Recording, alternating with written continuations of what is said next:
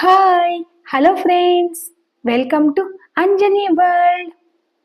ఆదిత్య గురించి అని విక్రమ్ అంటాడు. నువ్వు చెప్తేనే కదా అన్నయ్య ఆ విషయం గురించి నాకు తెలుసో తెలియదో నేను చెప్పేది అని అంటుంది మధు. నీకు తెలిసినా నేను చెప్తాను విను. అసలు ఆదిత్య వాళ్ళ అమ్మగారు ఆదిత్యని తన కొడుకుగా ఏనాడు చూడలేదు మధు. పాపం ఆదిత్య తన చిన్న వయసు నుంచే హాస్టల్లో ఒంటరిగా ఉండేవాడు. హాలిడేస్ ఇచ్చినా వాళ్ళ ఊరికి వెళ్తే ఆదిత్య వాళ్ళ అమ్మ ఆదిత్యని ఇంట్లోకి రానిచ్చేది కాదు. నువ్వు నా కొడుకు కాదు, ఇది నీ ఇల్లు కాదు అని ఆదిత్యని ఇంట్లోకి రానివ్వకుండా బయటికి నెట్టేసేది. ఆదిత్య చిన్న వయసులోనే ఆదిత్య వాళ్ళమ్మ వాడిని దూరం పెట్టింది.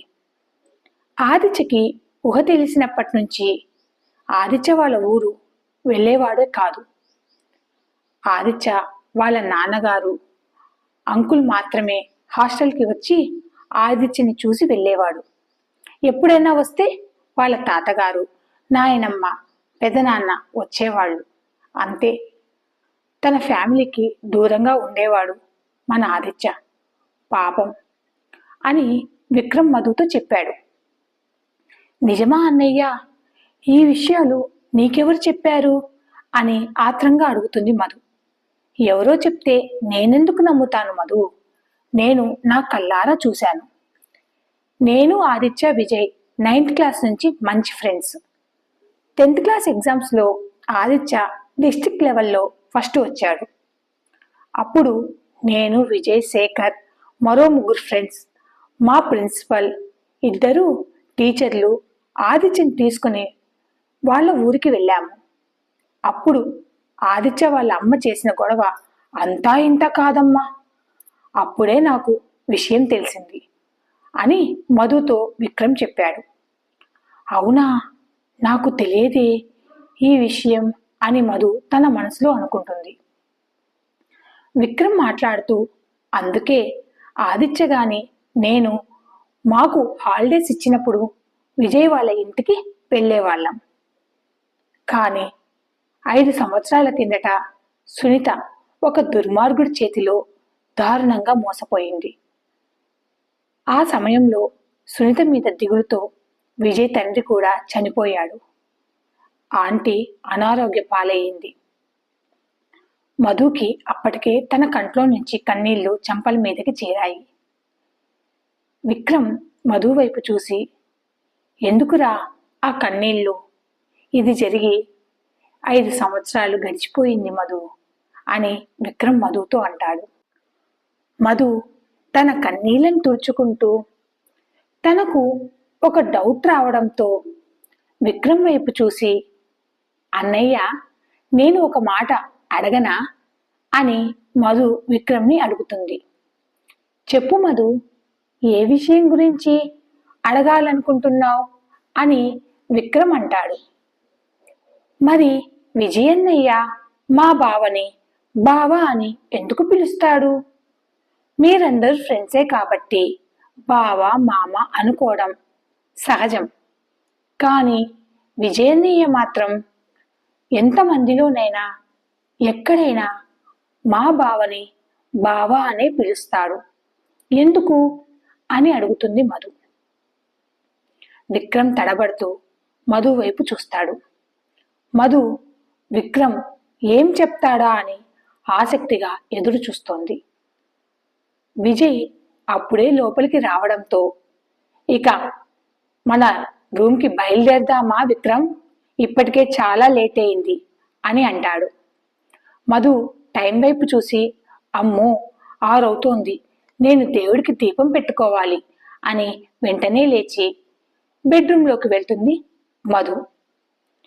విజయ్ విక్రమ్ దగ్గరికి వచ్చి, నువ్వు ఒక పని అంటూ సక్రమంగా చెయ్యవా? నీకు చేయడం రాదా? ఇప్పుడు సునీత గురించి మధుకి చెప్పడం అవసరమా అని సీరియస్గా అడుగుతాడు విజయ్. విక్రమ్ విజయ్ వైపు చూసి, అది కాదురా విజయ్, మన సునీత గురించి మధుకి తెలిస్తే తప్పేముందిరా అని అంటాడు విక్రమ్. విజయ్ విక్రమ్ వైపు చూసి, చూడు విక్రమ్, ఆడవాళ్ల సంగతి నీకు తెలియదు. మాట మాట చేర్చి అందులో నుండి అనుమానాలు ఏర్పడతాయి.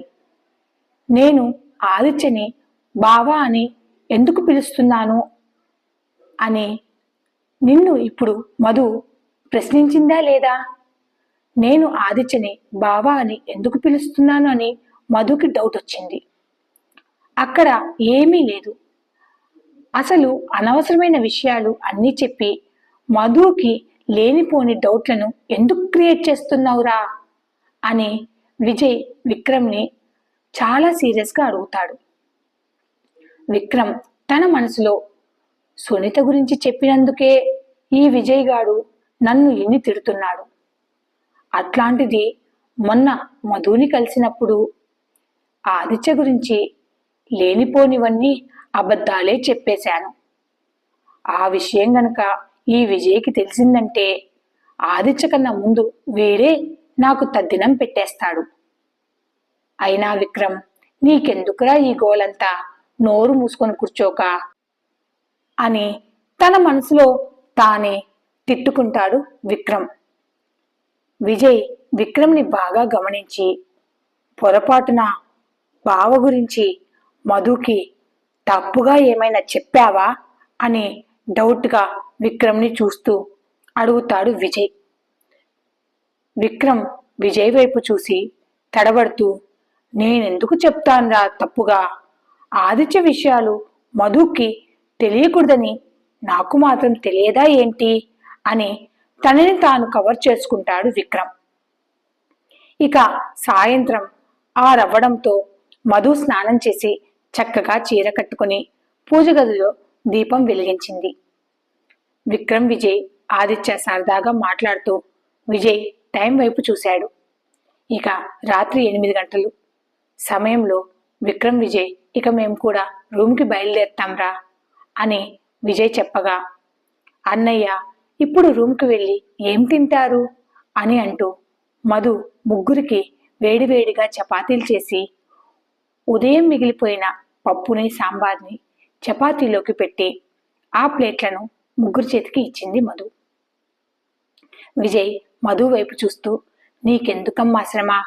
పొద్దుటి నుంచి పనితో ఇప్పటికే చాలా అలసిపోయినావు అని అంటాడు విజయ్. మీ ముగ్గురికి వండి పెట్టడం కూడా ఒక పనేనా అన్నయ్య అని నవ్వుతూ అంటుంది మధు. విజయ్ విక్రమ్ ఆదిత్య ముగ్గురు మాట్లాడుకుంటూ టిఫిన్ తినడం కంప్లీట్ చేస్తారు.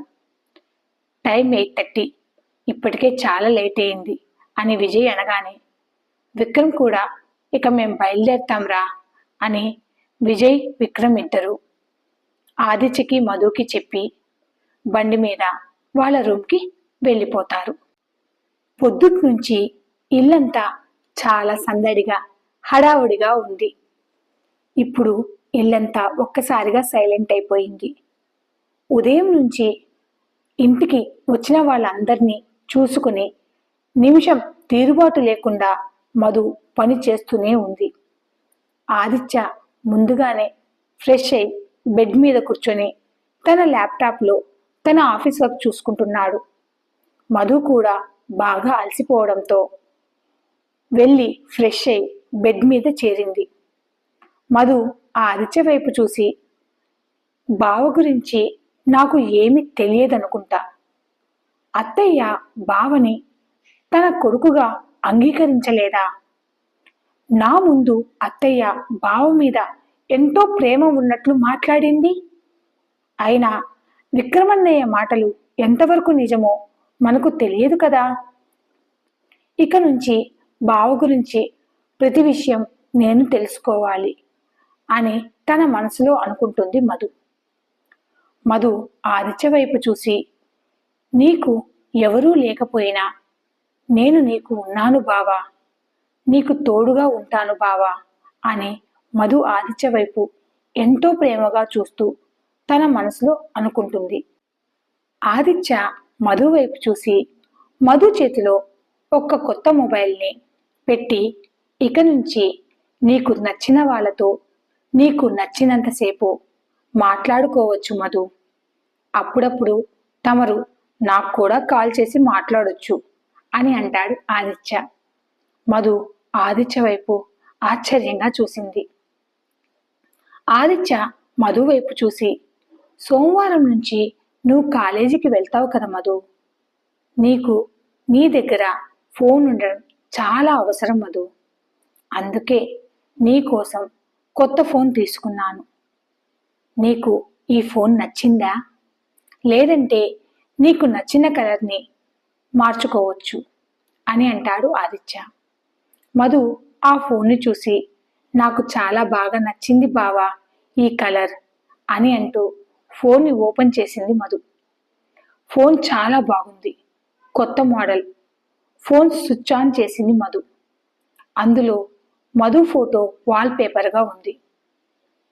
ఫోన్ లిస్ట్లో ఆదిత్య ఫోన్ నెంబర్ని మై డియర్ హస్బెండ్ అని ఫీడ్ చేసి ఉంది. మధు చాలా సంతోషంగా ఫోన్ని పక్కన పెట్టి మధు ఆదిత్య వైపుకు తిరిగి ఆదిత్యని చూస్తూ పడుకుంది. ఆదిత్య మధుతో, నీకు ఫోన్ నచ్చిందా అని అడుగుతాడు.